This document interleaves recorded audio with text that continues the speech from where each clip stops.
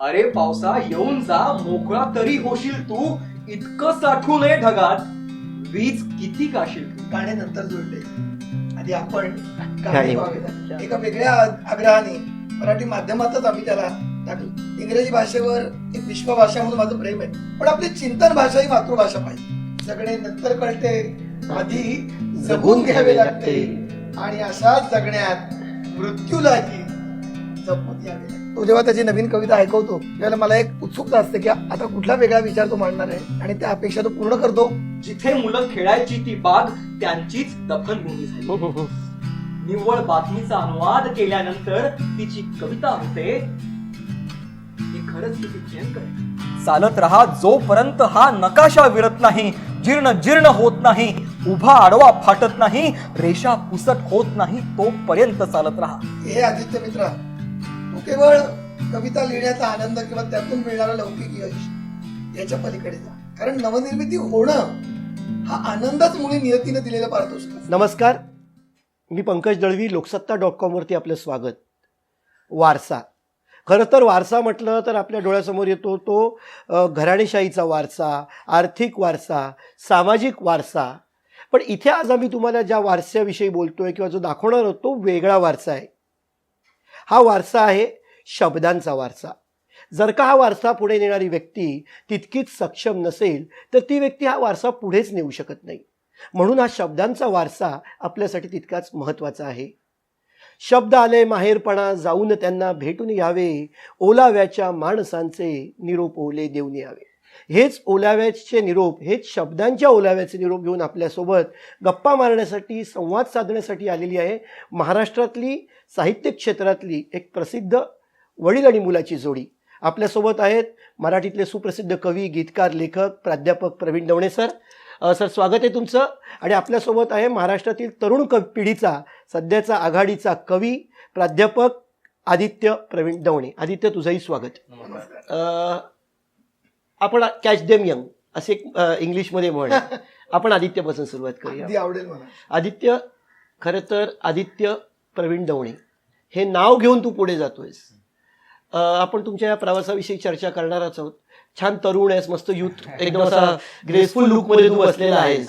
तर सगळ्यात आधी आपण छान वातावरण मस्त आहे, पाऊस येतोय जातोय, ऊन पावसाचा खेळ चालू आहे. पाणी तुंबत असलं तरी तो आपण बाजूला ठेवूया तो भाग. छान पावसाचं एखादं छानसं रूप तुझ्याकडनं मला अपेक्षित आहे. तुझ्या कवितेने आपण सुरुवात करूया. क्या बात आहे. सर्वप्रथम लोकसत्ता.comच्या सगळ्या प्रेक्षकांना अगदी मनापासून नमस्कार. खरं तर पंकज स्वतः कवी आहे आणि तो आज 2 कवींकडे आलाय, त्यामुळे आणि पावसाचा मोसम आहे त्यामुळे काही भावना मनात पंकज दाटून येतात आणि बऱ्याचदा त्या व्यक्त करता येत नाही. तीच कुठेतरी जरा तोच विचार मांडणारी एक कविता माझी मी एक सादर करतो. शीर्षक आहे तुझे माझे नाते सांग. भरून येतात ढग तेव्हा भरून येते आतून काही. भरून येतात ढग तेव्हा भरून येते आतून काही. डोळे भरून पाणी होतात वाहू मात्र देत नाही. क्या बात आहे. भरून येतात ढग तेव्हा भरून येते आतून काही. डोळे भरून पाणी होतात वाहू मात्र देत नाही. सगळ्या छातीत होते धुके थंड थंड होते हवा. वा, सगळ्या छातीत होते धुके थंड थंड होते हवा. दिसत नाही भास होतो हळूच अलगद येतो थवा. वा वा. पक्षी होतात रानभर शोधून देतात तसले फुल. पक्षी होतात रानभर शोधून देतात तसले फुल. पुन्हा पुन्हा झुरते मन आणि पुन्हा रान भूल. वा. अरे पावसा येऊन जा, वा. अरे पावसा येऊन जा, मोकळा तरी होशील तू. अरे पावसा येऊन जा, मोकळा तरी होशील तू. इतकं साठू नये ढगात, वीज किती गाशील तू. वा वा आदित्य. अरे पावसा येऊन जा, मोकळा तरी होशील तू. इतकं साठू नये ढगात, वीज किती गाशील तू. इतकं सगळं सांगून सुद्धा एक थेंब नाही वृष्टी. इतकं सगळं सांगून सुद्धा एक थेंब नाही वृष्टी. शब्दांच्या या पानावरती हळवी होऊन जाते सृष्टी. अशा वेळी आठवणींची कातर ओली होते रांग. वा वा. अशा वेळी आठवणींची कातर ओली होते रांग. पंकज, काळ्या गच्च आभाळाला तुझे माझे नाते सांग. वा वा. काळ्या गच्च आभाळाला तुझे माझे नाते सांग. काय वाटतं आदित्य, पावसाळा आला की तुझं काय माझं काय सगळ्यांचंच असं क्या होतं. बात आहे. सर, मी तुमच्याकडे येतोय. तुझे माझे नाते सांग. आदित्यने कवितेचा त्याच्या जे आहे तो शेवट केला. खरं तर प्रवीण दवणे हे महाराष्ट्रातलं अतिशय सुप्रसिद्ध, महाराष्ट्राला शब्दांचं खूप मोठं देणगी देणारं नाव. आणि असं असताना त्यांचा मुलगा आदित्य कविता लिहायला सुरुवात करतो, कविता लिहितो. तरुण पिढीतला आघाडीचा कवी म्हणून सध्या तो त्याची ओळख आहे. तुम्हाला आठवते आदित्यनी लिहायला सुरुवात कशी केली, आदित्यनी पहिली कविता कशी ऐकवली होती, किंवा पुढे त्याची ती प्रोसेस कशी होती? कारण तुमच्याकडे बघतो जेव्हा आदित्य कविता सादर करत होता तेव्हा तुम्ही जी दाद देत होतात ना, ती एक वेगळी त्याच्यामध्ये एक होते, एक अभिमान वाटत होता तुम्हाला. ती प्रोसेस कशी, तुम्ही कशी एक्सप्लेन कराल की आदित्यची प्रोसेस कशी सुरू झाली? खरं म्हणजे प्रक्रियेचा नेमका क्षण आपल्याला कधी सांगता येत नाही. पण आदित्य एरवीपेक्षा वेगळा विचार करणारा विद्यार्थी आहे. एक चांगला मुलगा आहे, निराळ्या पाऊल वाटेने विचार करणारा. याची चाहूल मला एक शिक्षक म्हणून लागली, कारण माझी बरीचशी वर्ष अध्यापनात गेली. त्यामुळे वाटचाल कळते. बारीक बारीक गोष्टीमध्ये त्याचं वेगळेपण, चित्र काढण्यातलं त्याचं वेगळेपण, आयुष्याकडे बघण्याचा वेगळा दृष्टिकोन हा अगदी वयाच्या 5व्या-6व्या वर्षापासून मला तो कळत गेला. फक्त काय आहे की तो स्पष्ट व्हायला थोडासा वेळ लागतो. एक मला असं वाटतं की यामागचं थोडं कविताबाह्य कारण आहे, ते मी मुद्दामून सांगतो. ते म्हणजे मराठी माध्यमात तो शिकला आणि मुद्दामून एका वेगळ्या आग्रहाने मराठी माध्यमातच आम्ही त्याला टाकलं. त्यावेळेला अनेक प्रकारचा विरोध झाला की आता काळ वेगळा आला आहे, तुम्हाला मराठीचा अभिमान वगैरे ठीक आहे, पुढच्या पिढीचं नेमकं काय? मी म्हटलं इंग्रजी भाषेवर एक विश्वभाषा म्हणून माझं प्रेम आहे, पण आपली चिंतन भाषा ही मातृभाषा पाहिजे. आणि पंकज, त्याचं एक छान फळ मला असं मिळालं की अगदी बालपणापासून शालेय पाठ्यपुस्तकातल्या कवितांमध्ये पण तो रस घ्यायला लागला, त्याच्याविषयी बोलायला लागला, ताल कळायला लागला. घरामध्ये पण त्याला वेगळं क्लासिकल म्युझिक किंवा कविता किंवा कुसुमाग्रज यांच्या आवाजाचं कविता ऐकल्या तो ओढीने तो ऐकायला लागला. म्हणून तो कवी किंवा कवी म्हणून व्यक्त होणं हे नंतर झालं, पण त्याची रसिकता पोचली जाते हे मात्र मला जाणीवपूर्वक कळलं. आता मी नेमक्या उत्तराकडे येतो ते असं की मला पण तो एक छान सुखद धक्का होता. एका सकाळी अचानक तो असा आला समोर. माझी बहीण तेव्हा आली होती सासरून राहिला 2 दिवस माहेरी म्हणून, कविता तिचं नाव, आणि त्याची लाडकी आत्या आहे ती. तर तो म्हणाला की आत्या आणि बाबा इकडे या, मला काहीतरी सुचलंय, मला वाचून दाखवायचंय. आणि आम्हाला इतकं आश्चर्य वाटलं. अर्थातच तेव्हा त्याचं वय अक्षरशः एक 12-13 किंवा त्या दरम्यान असेल.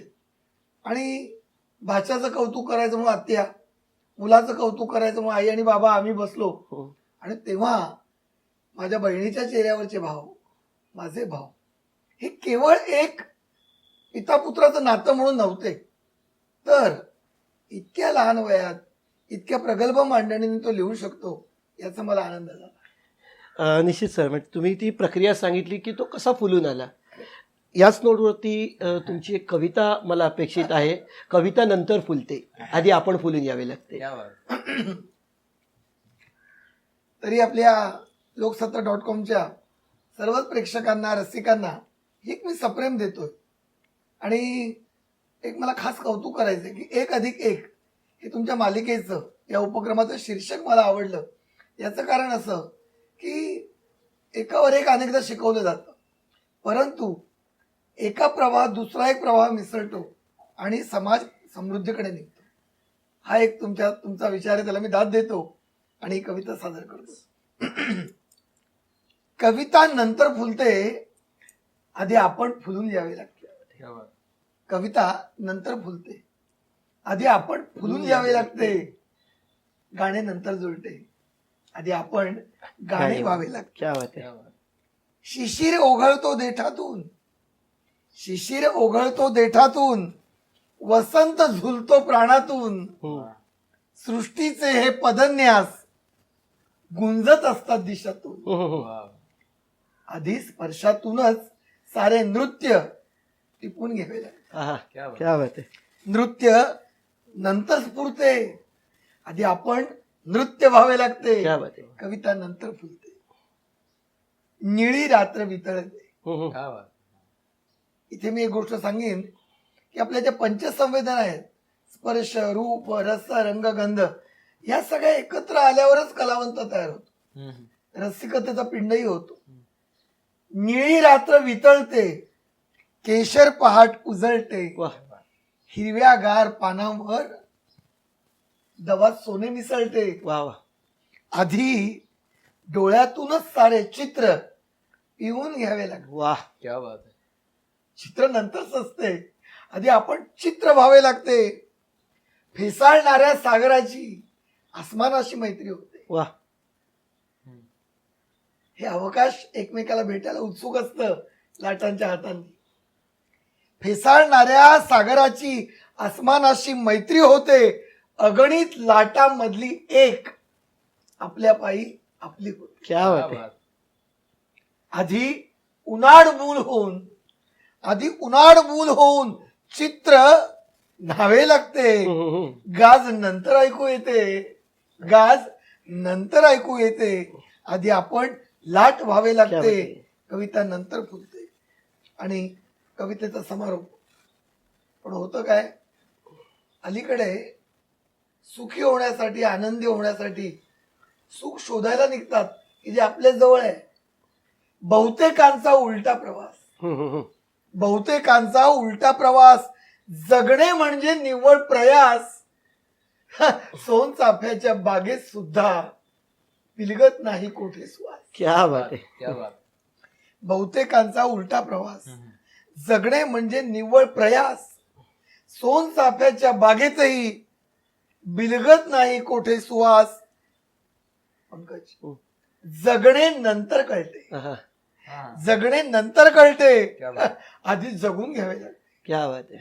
जगणे नंतर कळते, आधी जगून घ्यावे लागते. आणि अशा जगण्यात मृत्यूलाही जपून यावे लागते. वा. क्या कविता बात आहे. नंतर क्या बात. आदित्य, कविता नंतर फुलते, आधी आपण फुलून यावे लागते. कवितेच्या क्षेत्रात, शब्दांच्या क्षेत्रात तू कसा फुलून यायला सुरुवात झाली तुला आठवतंय? कारण आदित्य प्रवीण ढवणे एक नावाचं वलय होतं. 100%. तू लहान असताना जेव्हा समजायला लागलं तेव्हापासून प्रवीण सरांच्या कार्यक्रम तू बघत असशील. लोकांची मिळणारी दाद, त्यांना मिळणारे पुरस्कार, नक्कीच. दिग्गजांसोबत त्यांचं वावरणं, हे सगळं तू बघत असशील. एक ग्लॅमर असतं, वय असतं. त्या फुलण्याच्या वयात थोडंसं ते आकर्षित करतं 100%. आणि बरेच वेळा त्याच आकर्षणामधनं किंवा त्या फ्लोमध्ये लिखाण सुरू होतं. तुझं लिखाण याच आकर्षणातून सुरू झालं की ग्लॅमर बघून सुरू झालं की ते एक सहज प्रक्रिया होती, सहज फुलत गेलास? खूप चांगला प्रश्न आहे खरं तर पंकज हा. अगदी मनापासून सांगतो तुला की बालपणापासून अनेक दिग्गज व्यक्तिमत्व घरात आली आमच्या. आम्ही त्यांच्या बाबांच्या कार्यक्रमांमुळे खूप लोक मला बघता आले. म्हणजे फक्त साहित्य क्षेत्रातलीच नाही तर चित्रपट असेल, संगीत असेल, अगदी राजकारण असेल, अशा अनेक प्रकारचे लोक मला बघता आले. त्यांना मला त्यांचं व्यक्तिमत्व मला समजून घेता आलं. त्यामुळे वेगवेगळ्या प्रकारचे संस्कार मनावरती होत होते. कुठेतरी आपलं एक अबोध मन असतं, ते कायम काहीतरी टिपत असतं. मला असं वाटतं की बाबांनी मगाशी उल्लेख केला की 10व्या-12व्या वर्षी मी काहीतरी घेऊन आलो आणि त्यांच्या समोर आणि काहीतरी मांडलं. पण मला आठवतं की मधली वर्ष अशी खूप अशी न सुचणारी गेली. म्हणजे मी काही लिहिलं असेल किंवा ऐकवलं असेल असं मला वाटत नाही. परंतु कुठेतरी तुमच्या मनाला एक असा एक तो जो घडा आहे तो कुठेतरी फुटण्याकरता एक छोटासा खडा त्याच्यावरती बसावा लागतो. तो कुठेतरी माझ्या कॉलेज जीवनात मला कदाचित मिळाला असावा. आणि त्या निमित्ताने मग ते सगळं कॉलेजचं विश्व असेल, मित्रमैत्रिणी असतील, तो निसर्ग असेल, त्याच्यातनं कुठेतरी मला ती पहिली कविता गवसली. तुझा जो प्रश्न होता की तू ग्लॅमरमुळे आलास का आतमधनं तुला ती वाट सापडली, तर माझं उत्तर दुसरं आहे की मला खरंच आतमधनं वाट सापडली. कारण कविता किंवा साहित्य किंवा काहीतरी सुचणं ही अशी मला गोष्ट वाटते की तुम्हाला ठरवून ते करता येत नाही. म्हणजे बहुधा असं होऊ शकतं, मला कल्पना नाही त्या कलेबद्दल, एखाद्या सुताराचा मुलगा कदाचित ती कला शिकवल्यानंतर चांगला सुतार होऊ शकतो.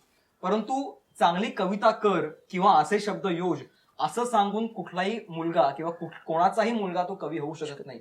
त्यामुळे कुठेतरी तो आतमधनच जरा फुटला. अचानक मला ऑल ऑफ द सडन सगळं काहीतरी सुचायला लागलं. मी लिहिलं आणि ऐकवलं, ही ती प्रोसेस होती. आणि अजूनही कायम, म्हणजे मी कायम माझ्या मित्रांना म्हणतो, तुलाही मी आधी अनेकदा सांगितलंय की या सगळ्या प्रकारामध्ये, या सगळ्या प्रवासामध्ये अगदी अचानक मिळालेलं मला हे दान आहे. त्यामुळे मी अगदी म्हणजे बऱ्याचदा असं वाटतं की अरे सुचत का नाही, त्रास होतो. परंतु मला तो त्रास का होत नाहीये, कारण मी अजिबातच न मागता मिळालेलं हे मला दान आहे. ते जोपर्यंत माझ्याकडे आहे, जेव्हा जेव्हा ती कविता माझ्याकडे येते तेव्हा तेव्हा मी ती उपभोगतो, तिला मी गोंजारतो, तिला मी लिहून काढतो. आणि जेव्हा ती म्हणते की आता मी 1-1.5 महिना येत नाही किंवा 1 वर्षभर तुझ्याकडे येत नाही, तरी मी नाराजी व्यक्त करत नाही. मी जगत राहतो, मी प्रवास करत राहतो. म्हणजे कविता करू म्हटली तर करता येते आणि सुचली तर टाळता येत नाही. अगदी आदित्य, हा तुझा फ्लो मी तोडत नाहीये. तू सुचली ते लिहिणार आहेस किंवा जे सुचेल ते व्यक्त करणार आहेस. 100. या क्षणी जे तुला सुचते आणि आम्हाला ऐकू असं वाटते ते पंकज, माझ्याकडे एक कविता आहे, अनुवाद नावाची एक कविता आहे. थोडासा आपला जो एक फ्लो चाललाय त्याला कदाचित एक वेगळा फाटा देणारी कविता आहे. परंतु मी स्वतः मॅनेजमेंटचा प्राध्यापक आहे, शिकवतो मी, आणि त्याच्यामुळे खूप वेगळं विश्व माझ्यासमोर उभं राहतं. म्हणजे बऱ्याचदा जागतिक कनेक्ट माझा होतो, अनेक जागतिक बातम्या वाचल्या जातात, त्यामुळे कुठेतरी त्या बातम्या तुमच्या मनावरती परिणाम करतात. आणि जगभर जे आता घडतंय ते कुठेतरी खरंच कुठल्याही कवी मनाला किंवा कुठल्याही संवेदनशील मनाला विदारक वाटणार आहे. अशाच काळात मला एक यामेन नावाचा देश आहे, त्या देशात घडलेली एक घटना होती, त्याची बातमी होती. ती बातमी वाचून सुचलेली मला ही कविता आहे. तिचं शीर्षक आहे अनुवाद. ती मला मुद्दामून लोकसत्ताच्या सगळ्या प्रेक्षकांना ऐकावीशी वाटते. मुक्तछंदातली कविता आहे. प्लीज. अनुवाद. अकबर आज पीटीचा तास म्हणून खुशीत बसमध्ये चढला होता.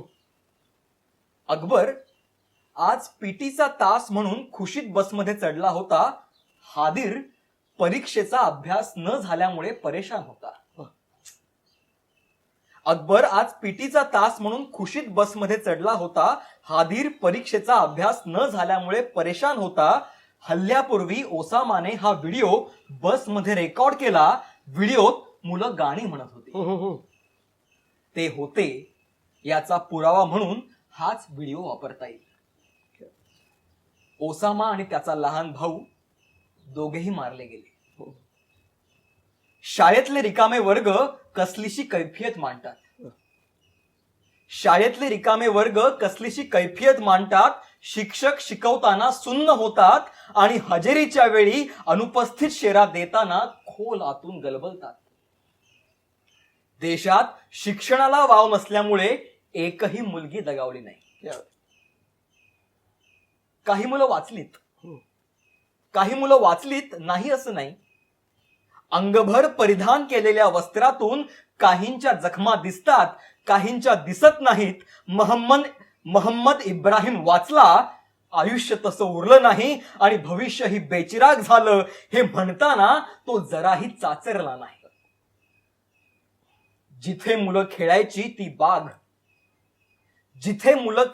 ती बाग त्यांचीच दफनभूमी झाली. जिथे मुलं खेळायची ती बाग त्यांचीच दफनभूमी झालीये. आणि शेजारीच हल्ल्यात टार्गेट झालेल्या बसचा सांगाडाही आहे. मुलांना ओळखताना पालकांना कष्ट पडले.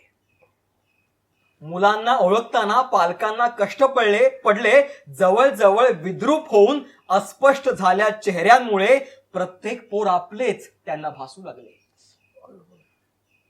इंजमाम अल हुरागी यांनी 10 वर्षांचा मुलगा गमावला. त्याची ओळख दातांवरून पटली. तर काहींची ओळख पटेपर्यंत खणून ठेवलेल्या काही जागा तशाच ठेवण्यात येणार आहेत. अस्वस्थ होऊन मी पेपर मिटला.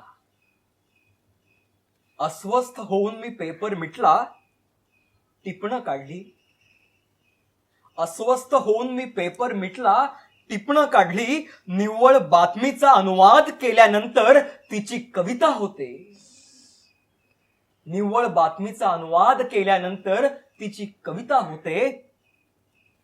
हे खरंच किती भयंकर आहे. निश्चित अशा बातम्यांचा अनुवाद अनेक वेळा या पत्रकारिते क्षेत्रात काम करताना करावा लागलेला आहे आम्हाला.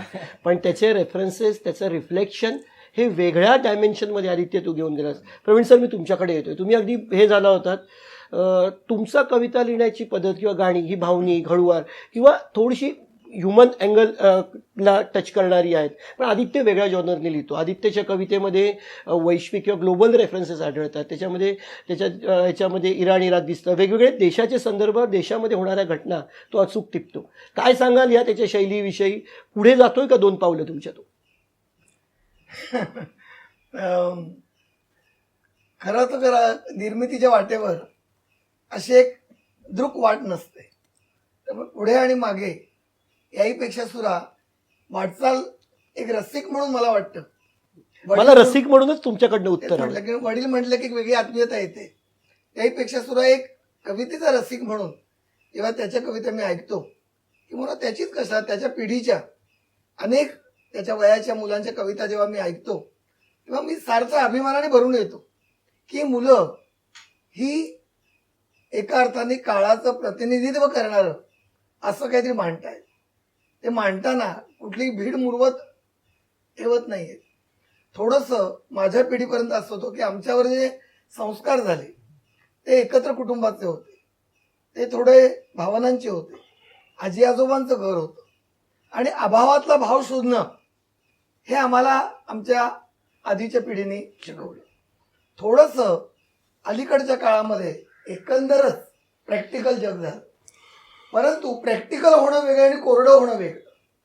कोरडं होणं, शुष्क होणं, संवेदना शून्य होणं म्हणजे आजचं होणं नाही. ते संवेदना व्यक्त करण्याचं स्वरूप बदललं असतं तरी अतिशय बळबळत्या त्या हे होत्या, त्या शुष्क त्याच्यामध्ये. म्हणूनच माझा पुढचा भाग बोलण्याचा असा आहे की प्रॅक्टिकल मांडलं जातं पण शुष्क नाही आहे. ते संवेदनांना हात घालतं. आणि आता जी कविता ऐकली तटस्थपणे मी ऐकली. मला तर असं वाटतं की शीर्षक अनुवाद आहे त्यांनी इतकं वेगळं दिलंय की चटकन कदाचित कुणाला वाटतं की हा एखादी अनुवादित कविता आहे की काय.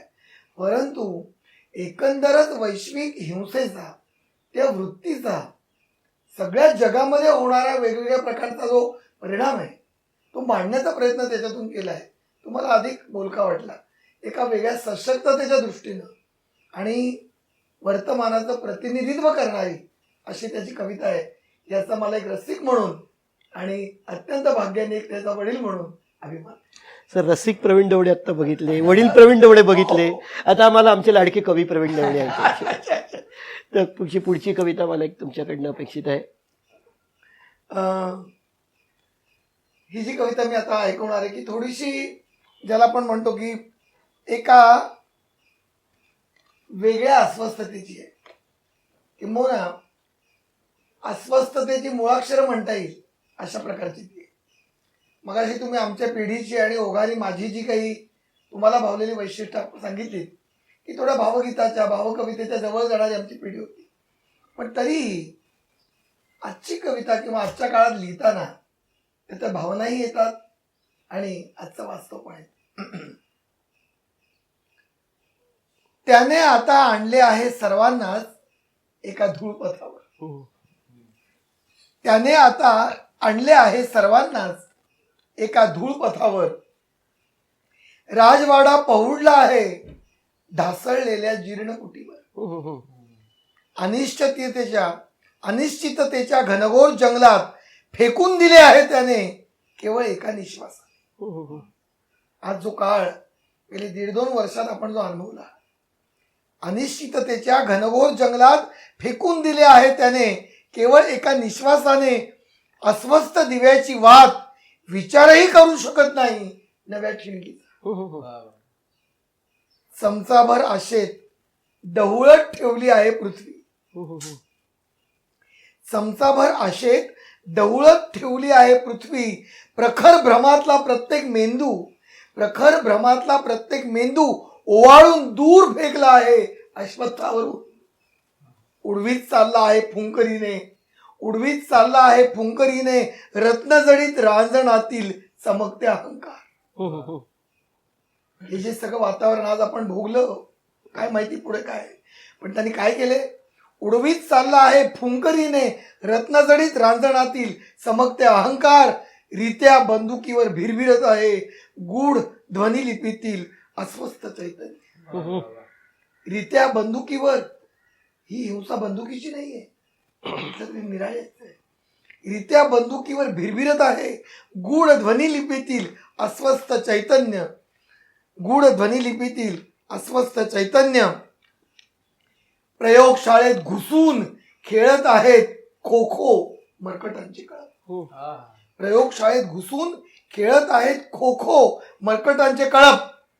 पृथ्वी माझी की तुझी, पृथ्वी माझी की तुझी, त्यांनी ठरवलं आहे आता त्यांचंच हे अंबर. त्यांनी ठरवले आहे आता त्यांचेच हे अंबर. आपण एक नॉन पेइंग गेस्ट, भ्रमिष्ठ निरंतर. क्या बात आहे. बहुत बढिया. सर खूप असं छान गप्पा आपल्या सुरू आहेत. आदित्य छान तरुण आहे, युथ आहे, ग्रेसफुल लुक आहे, कविता खूप चार्मिंग असतात. फिमेल फॉलोअर आहे का आदित्यचा? कधी कधी काय सांगाल तुम्हाला जे पण कार्यक्रमानंतर? त्याच्या आधी मला एक तुमच्यावर आक्षेप घ्यायचा आहे. आदित्य छान तरुण आहे, तरुण म्हणता थोडस माझ्या तारुण्य. नाही, तुम्हीही तरुण आहात ते तर आपण करूच सर. पण आदित्यचं कसं काय, म्हणजे बऱ्याच मुलींच्या त्याला छान प्रतिक्रिया असं मी कार्यक्रमात आम्ही करतो तेव्हा बघतो की खूप त्याच्या फिमेल. मैत्रिणींच्या तक्रारी माझ्याकडे आहेत. हो त्या अशा की आम्ही आदित्यला इतकं फॉलो करतो, इतकं विचारतो, तो बघतच काय रे आमच्याकडे. तर मला वाटतं तो आतल्या कवितेत इतका रमलाय आणि खूप मजा असते की अशा तऱ्हेच्या मैत्रिणी, अशा तऱ्हेचं मित्रत्व एखाद्या लाभणं, म्हणजे एखाद्या स्वतः न उडवलेल्या पण आजूबाजूच्या अत्तरामध्ये असणं हा एक आनंद आहे. आणि मला असं वाटतं की आदित्यकडे ते खुमारी नक्की आहे. भाग्य आहे त्याचा एक तरुण बाप म्हणून. आदित्य सरांनी म्हटलं की खूप चांगलं उदाहरण दिलं की अत्तराचं उदाहरण त्यांनी दिलं. आजूबाजूचं अत्तर न उडवता स्वतः सुगंधात राहिलेलं आदित्य. काय सांगशील या सगळ्या गोष्टीविषयी? कार्यक्रमाला तुझं मी बघितलेलं आहे, फिमेल फॉलोअर खूप आहे, खूप मुली तुझ्या कवितांवरती, कविता तुझ्या आवडतात, खूप फॉलो करतात तुला, तुझ्या सोशल मीडियावरती पण खूप मोठा फॉलोईंग हे आहे, तिथे फिमेल फॉलोअर खूप आहेत. अरे बाबा. नाही खरंच म्हणजे पंकज ही माहिती मला बऱ्यापैकी नव्याने कळते खरं तर आता. परंतु अनेक विद्यार्थी असतील ते कायमच कॉलेजमध्ये असतील किंवा बाहेर असतील, अनेक मैत्रिणी असतील, एकत्र असतात. परंतु कुठेतरी मनात कायम एक तो कवितेचा धागा, कवितेबद्दलची जी निष्ठा आहे ती कुठेतरी कायम असल्यामुळे मनात तिथे सुद्धा म्हणजे आपण जर का एका गोष्टीची प्रामाणिक असू तर नक्कीच ती प्रामाणिकता आपली बाहेर सुद्धा परावर्तित होते. त्यामुळे त्या सगळ्याच माझ्या मैत्रिणींना माझं खूप मनापासून प्रेम आणि आदर मुळात. त्यामुळे कधी आपण असं जर खरंच असेल तर जरूर भेटा, आपण मैत्री करू चांगली, आणि तुम्हाला नक्की 2 कविता मी ऐकवल्याशिवाय सोडणार नाही. मैत्रिणीसाठी कविता एखादी? अरे बाबा, एक छोटीशी प्रेम कविता आहे, ती मला आवडणारी आहे, ती घेतो. अनेकदा प्रेयसीच्या असेल किंवा एखाद्या मैत्रिणीच्या असेल, केसांवरती कोणी भाळावं असं ते सगळं असतं. आणि लग्नानंतर एखादं ते जुल्फो का साया वगैरे आपण म्हणतो, एखादा लग्नानंतर तो ताटात आला तर मग नातं मुरडली जातात. परंतु आधी मात्र ते जुल्फो का साया आणि ते घनगर्द ते सगळं असतं. तर त्या लग्ना अलीकडची कविता आहे आणि काही जणांच्या पलीकडची सुद्धा ती असू शकते. मोकळ्या केसात वारा नांदतो रेंगाळतो, मोकळ्या केसात वारा नांदतो रेंगाळतो, आपले मानून जगते रात्रभर गंधाळतो. मोकळ्या केसात वारा नांदतो रेंगाळतो, आपले मानून जगते रात्रभर गंधाळतो, तू असे नाहून मग आभाळ पाठी सोडले. वा वा.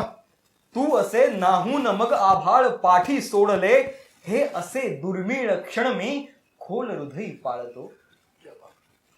घोळक्यातील एक बटही लाजली गालावरी, घोळक्यातील एक बटही लाजली गालावरी, सोन चाफा कर तुझा बघ पण तिला सांभाळतो. भांग आहे वाट जणू ती चालली क्षितिजाकडे, भांग आहे वाट जणू ती चालली क्षितिजाकडे, सदन क्षितिजी बांधतो अन पाय पीठ मी टाळतो. अरे वा वा. एकले हे फुल फुलुनी धन्य मग झाले खरे, एकले हे फुल फुलुनी धन्य हे झाले खरे, कृष्ण ही रजनी तुनी का एक तारा माळतो. वा.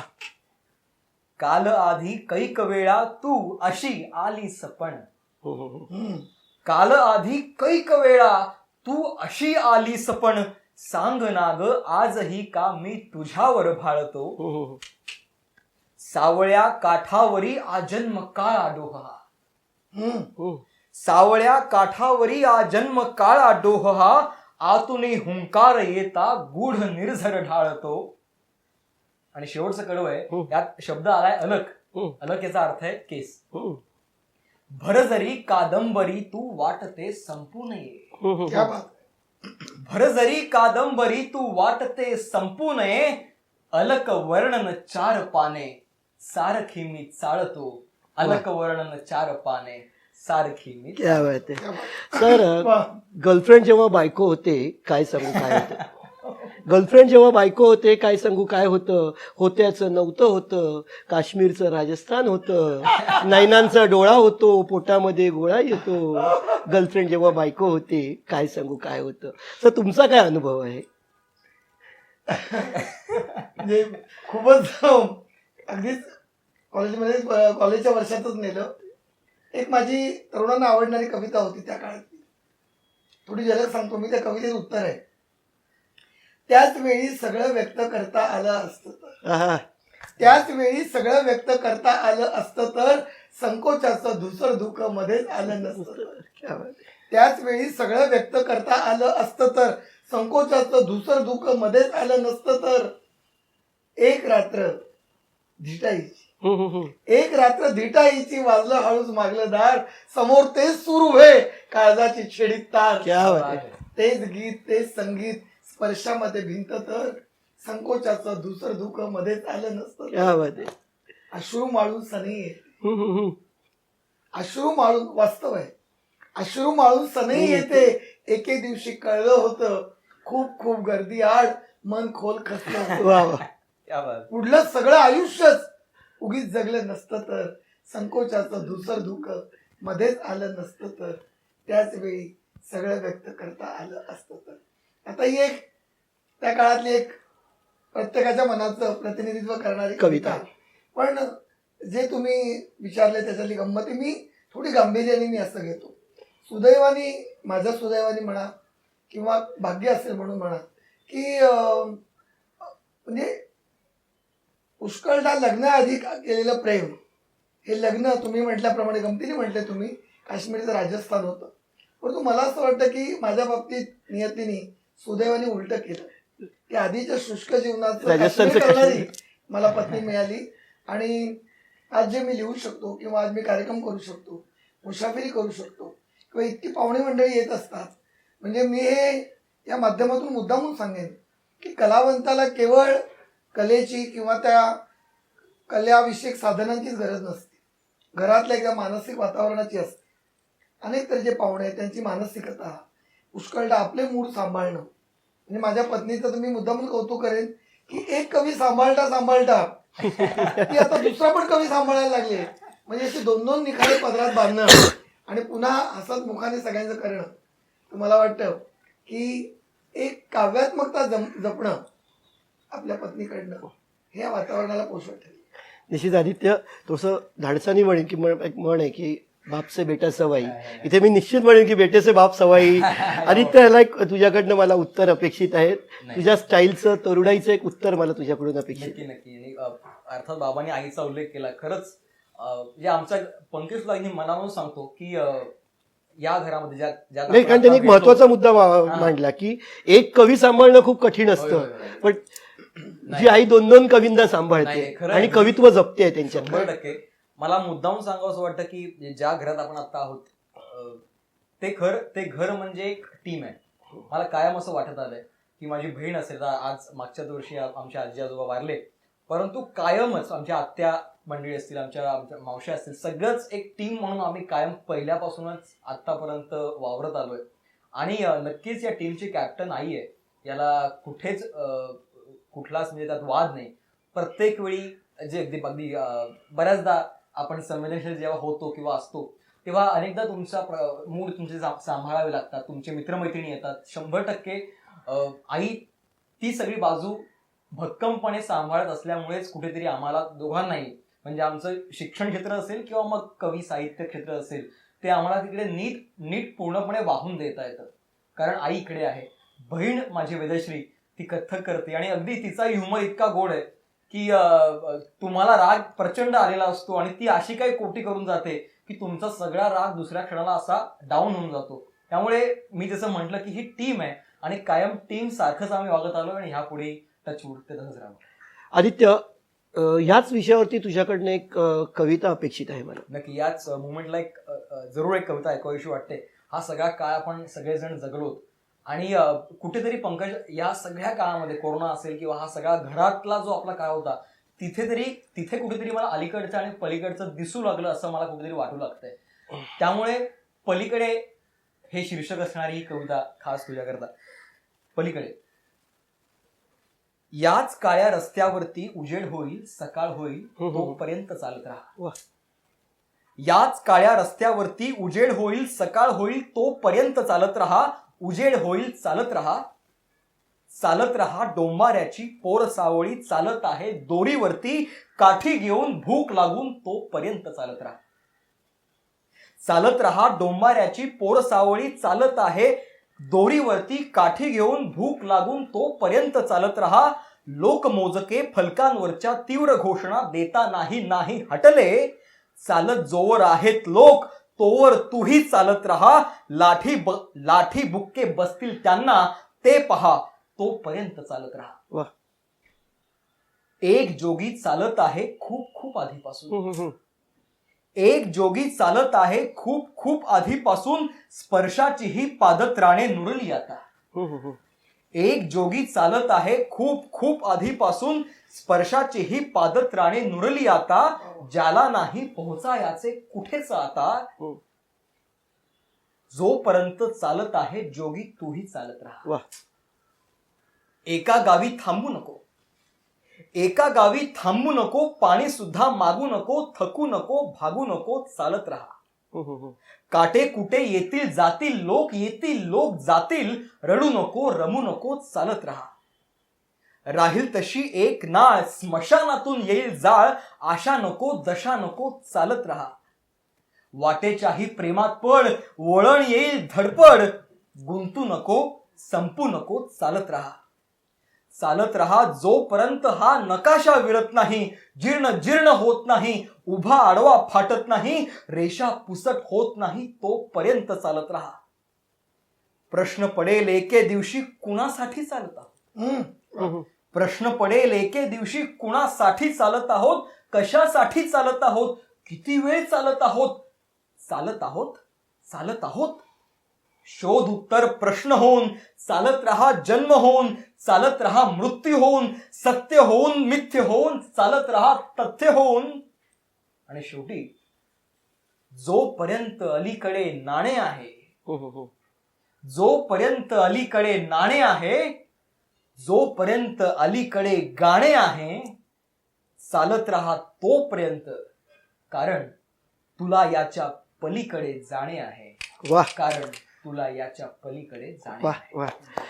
याच्या पलीकडे कवितांच्या आपलेही संवाद चालले, पलीकडे जाऊ नये असं वाटतं. इतका छान गोष्टी संवाद आपला चाललेला आहे.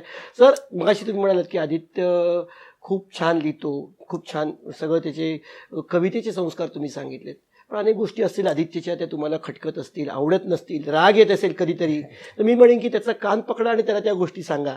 पण त्याची आवडणारी एखादी कविता तुम्ही आत्ता आम्हाला सांगा, त्यांनी लिहिलेली आणि तुम्हाला आवडणारी. मग खरं म्हणजे तो जेव्हा त्याची नवीन कविता ऐकवतो त्यावेळेला मला एक उत्सुकता असते की आता कुठला वेगळा विचार तो मांडणार आहे, आणि त्या अपेक्षा तो पूर्ण करतो. किंवा त्याची प्रत्येक कविता ही मला नव्या त्याच्या कवितेची ओढ लावायला भाग पडते. त्यातली एक कविता. आणि आणखीन एक मी सांगेन, वैशिष्ट्य म्हणणं थोडं धडसाचं ठरेल, पण मुक्त छंद इतकंच तो छंदोबद्ध कवितेत पण रमतो. पुष्कळदा काय असतं की छंदोबद्धता न येणं किंवा लयबद्ध लिहिता न येणं म्हणून मुक्त छंद असं जे होतं ते मला खूप आनंद वाटतो की सर्व तऱ्हेच्या त्याच्या तो शक्यता तपासतो. एक तुम्ही मला व्यक्तिगत तो प्रश्न विचारले म्हणून सांगेन की गीतात्मकतेचं पण त्याला खूप चांगलं भान आहे. आणि चित्रपटांसाठी सुद्धा ज्येष्ठ संगीतकार अशोक पत्की यांच्याबरोबर त्याला गीतलेखनाची संधी मिळाली आणि तो एक वेगळा आनंद आहे. आणि त्याच्यात पण त्यांनी वेगळेपण जपले. त्याबरोबर ज्या संगीतकाराबरोबर मी भरपूर काम केलं, नंदू होणं, त्यांचा मुलगा स्वरूप होणं, यांनी त्याच्या वडिलांना आदरांजलीपर जो काही कार्यक्रम केला त्यासाठी आम्ही संगीतकार या नावाचं त्यांनी एक गीत लिहिलं. आणि पंकजी, मी मुद्दामून या माध्यमात सांगेन, कदाचित मला पण ते जमलं नसतं एक कवी म्हणून, गीतकार म्हणून, की जवळजवळ 11-12 संगीतकारांच्या, गायकांच्या नेहमीच्या शैलीला सोबत ठेवून त्याप्रमाणे रचना केली आणि आज ते युट्यूबवर खूप लोकप्रिय आहे. तेव्हा हे सगळे वेगवेगळे आयाम तो वापरतोय. सुदैवाने गद्यलेखनही तो तितक्याच गंभीरपणे करतोय. त्याच्या कवितेला, त्याच्या वाटचालीला माझ्या शुभेच्छा कायम आहेत. शुभेच्छा देताना मी सांगेन की हे आदित्य मित्रा, तू केवळ कविता लिहिण्याचा आनंद किंवा त्यातून मिळणारं लौकिक यश याच्या पलीकडे जा. कारण नवनिर्मिती होणं हा आनंदच मुळी नियतीनं दिलेलं पारितोषिक असतं. एवढं तू बघ. आणि मला वाटतं की ती परिपक्वता त्याच्या या कवितेत दिसते. संपले कारुण्य माझे, भंगल्या दाही दिशा. रसिकांना पुन्हा सांगू इच्छितो, ही मला आवडणारी आदित्य दवणे यांची कविता आहे. संपले कारुण्य माझे, भंगल्या दाही दिशा, तेच होते एकटे जे, संपले नाही कधी. काका आले सोबतीला, ऐकूनी माझी व्यथा. काका आले सोबतीला, ऐकूनी माझी व्यथा. छाटताना गाळद्यांना, कापले मी पारधी. संपले कारुण्य माझे, भंगल्या दाही दिशा. गाव सारे हिंडलो. एक शोध आहे, एक साधन आहे. गाव सारे हिंडलो पण सावळा ना भेटला. गाव सारे हिंडलो पण सावळा ना भेटला. शेवटी अंगावरी मी राख उडवून घेतली. बैसलो वेशीवरी गत प्राण देहासारखा. बैसलो वेशीवरी मी गत प्राण देहासारखा. सावल्यांची सांत्वने कोणी उरावर ओतली. व आदित्य, पुढचं कडवं सगळ्यात आवडणार मला तुझं. डोंगराच्या मध्यभागी मीच केली साधना. डोंगराच्या मध्यभागी मीच केली साधना. उत्सुकाच्या पावलांनी कोण आले आज रे. काय झाले, काय हे झाले असे की दुर्जनांना पावलो. काय हे झाले असे की दुर्जनांना पावलो. वाटलेल्या सज्जनांचा कोणता हा माझ रे. संपले कारुण्य माझे, भंगल्या दाही दिशा. तेच होते एकटे जे, संपले नाही कधी. तेच होते एकटे. वा आदित्य. आपण समारोपाकडे सरकतोय. त्याच्या आधी मग तुझ्या एक गोष्टीविषयी चर्चा करणं किंवा ते सांगणं मला महत्त्वाचं वाटतंय. एक तर तू प्राध्यापक आहेस, मार्केटिंग किंवा मॅनेजमेंट सारखा विषय तू हाताळतोस, विद्यार्थ्यांना शिकवतोस, तुझं मॅनेजमेंट स्किल आहेस. पण मधल्या काळात यूट्यूबवरती तुला एका वेगळा उपक्रम राबवताना मी बघितलं. महाराजांचं चरित्र तू हिंदीमध्ये यूट्यूबवरनं सादर करत होता. काय तो उपक्रम होता, थोडक्यात त्याच्याविषयी सांग. कारण तो एक अतिशय महत्त्वाचा आणि वेगळा आउट ऑफ द ट्रॅक म्हणू शकतो असा तो विचार होता. पंकज, खरं तर तुझे खूप आभार आणि लोकसत्ताचे खूप आभार की तू हा खरा प्रश्न विचारलास. हे जे कार्य माझ्या हातून घडलं ते छत्रपतींनीच घडून आणलं अशी माझी अगदी प्रांजळ भावना आहे. जो एक प्रचंड मोठा काळ हाती मिळाला होता, म्हणजे तुमची कामं करताना सुद्धा एक बराच वेळ त्यातनं शिल्लक राहत होता. अनेक पर्याय उपलब्ध होते. मध्यंतरी एक घटना घडली होती आपल्या महाराष्ट्रामध्ये.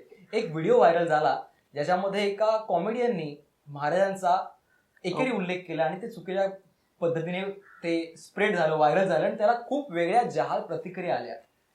माझ्या मनात एक प्रश्न असा त्यावेळी निर्माण झाला की अगदीच जेव्हा आपला एखादा पोशिंदा किंवा आपला एखाद्या राजाला असं कोणी म्हणतं तेव्हा कोणी सळसळून उठावं आणि आपली तलवार मॅरातनं बाहेर काढावी अशीच ती स्थिती. परंतु एखादा कुठला अमराठी माणूस जर तो मुंबईतनं किंवा जगभरातनं कुठेही जाताना जेव्हा शिवाजी महाराजांचा पुतळा बघत असेल तेव्हा घोड्यावर बसलेली एक व्यक्ती याच्या पलीकडे तिला तो इतिहास माहिती नाही आणि म्हणून कदाचित ती भावना, जाज्वल्य भावना मनात जागी होत नाही. मग याला कुठेतरी सकारात्मक उत्तर द्यावं असं कुठेतरी मनात वाटलं आणि मग ती कल्पना मनात आली. समग्र छत्रपती महाराजांचं संपूर्ण जीवनचरित्र अगदी म्हणजे जन्मापूर्वीपासून ते अगदी त्यांच्या या अनंतात विलीन होण्यापर्यंत सगळं चरित्र युट्यूब वरती 10-10 मिनिटाच्या एपिसोड्स मध्ये मी हिंदीतून सांगितलं. मला खरंच खूप सांगायला आनंद. किती एपिसोड्स त्याचे होते? त्याचे 34 एपिसोड एकंदर आपण प्रसारित केले. दर रविवारी एकाही रविवारचा खंड न पडता. आणि त्यातला एक योगायोगाचा भाग म्हण किंवा छत्रपतींचा आशीर्वाद म्हण. परवाचीच घटना आहे की 6 जूनला महाराजांचा राज्याभिषेक सोहळा झाला आणि अजिबात काही ठरवलं नव्हतं, काही नव्हतं आणि रविवार तो होता. आपोआप छत्रपतींच्या राज्याभिषेकाचा जो सोहळा जो माझ्या युट्यूबच्या चॅनलमध्ये तो आपोआप त्या दिवशी लागला. हे अजिबात ठरवलं नव्हतं तरी ते होऊन आलं. माझे विद्यार्थी, माझे प्राध्यापक मित्र, माझे इतिहासप्रेमी मित्र सगळे या उपक्रमात माझ्याबरोबर सहभागी झाले आणि त्यांच्यामुळे आणि अर्थातच महाराजांच्या कृपेमुळे हा सुंदर उपक्रम माझ्याकडनं किंवा तो घडून आला. खूप आनंद होतो. शुभेच्छा तुला या उपक्रमाने.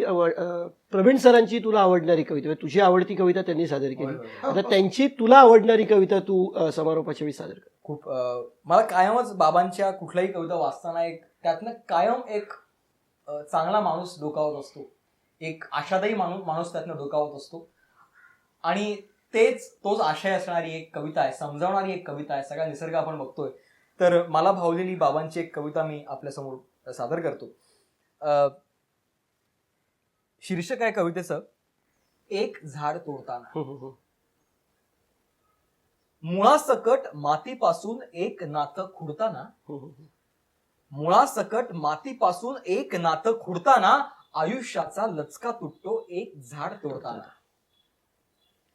झाड म्हणजे नसते केवळ पान फूल सावळी फांदी, झाड म्हणजे नसते केवळ पान फूल सावळी फांदी, घरट्यामधल्या चोचीसाठी आभाळाची पाऊस नांदी.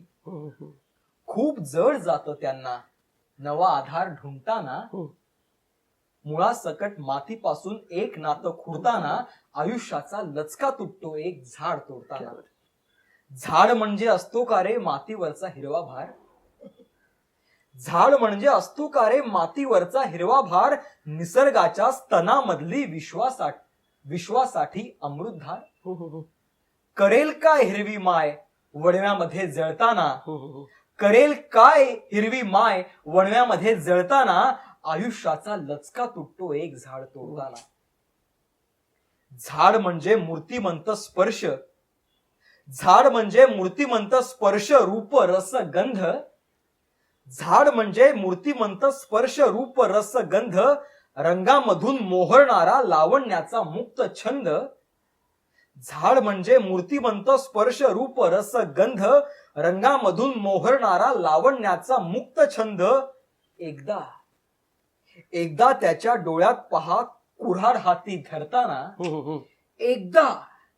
एकदा त्याच्या डोळ्यात पहा कुऱ्हाड हाती धरताना आयुष्याचा लचका तुटतो एक झाड तोडताना, एक झाड तोडताना. इथं छान. सर मगाशी तुम्ही बोलताना आदित्यची कविता जेव्हा तुम्ही सादर केली तेव्हा तुम्ही आदित्यचा उल्लेख केलात, हे आदित्य मित्रा.